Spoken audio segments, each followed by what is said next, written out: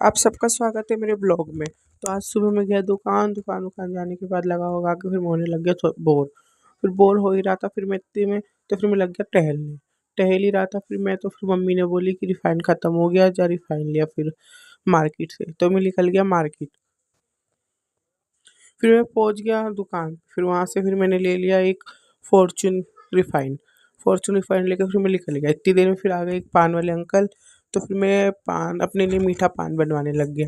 मीठा मीठा पान वान बनवा के खावा लिया। फिर मैंने मीठा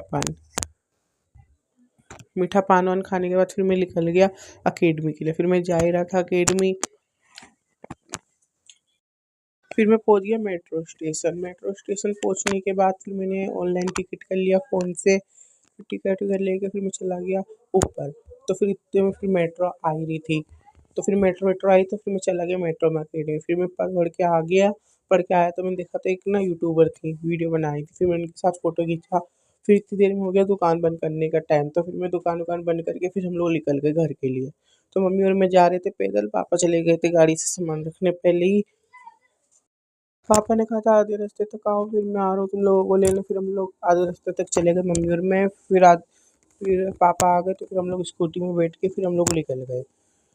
फिर हम लोग निकल गए। मेरी वीडियो में बने रहने के लिए मेरे यूट्यूब चैनल को सब्सक्राइब करें, कमेंट करें, लाइक करें अच्छी अच्छी।